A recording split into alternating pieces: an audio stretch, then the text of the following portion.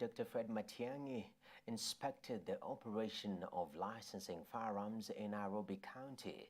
The CS maintained that there will be no extension of licensing timeline after the March 7th deadline.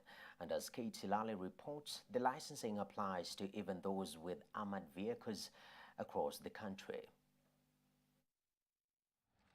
1 month after all private firearm holders in the country were ordered to register afresh, today the Interior Cabinet Secretary Dr. Fred Matiang'i made his way to the Kenya Police Pavilion in South Sea to inspect the operation of firearm licensing in Nairobi County.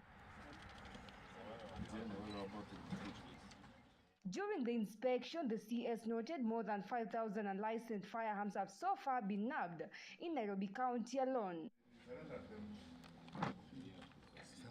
Adding specialized firearms that is only supposed to be owned by the Kenya Defense Forces have also been trapped. The law prescribes what class of firearms you can carry.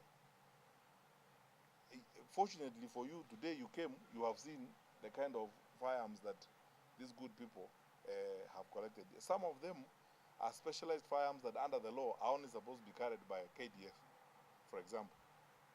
And so you are not allowed to have those semi-automatic, Shinigan. The CS have also maintained there will be no extension of licensing when the deadline will arrive.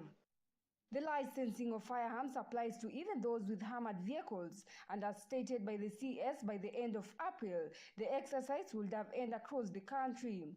We will not extend the deadline for this region even by 1 hour, so that when it comes to 18th, the Inspector General of Police is, when it comes to 7th, the Inspector General of Police will work on an operation order. This comes a month after the Firearm Licensing and Control Board developed a new microscopic card, which will have all the details of firearm holders in the country. The cards will be used by all civilians who own guns when asked to produce by the police starting next month, date 19. For now, the licensing board is expected to establish, maintain and monitor the operation of unlicensed firearms in the country, as stated by the Interior Cabinet Secretary Dr. Fred Matiang'i.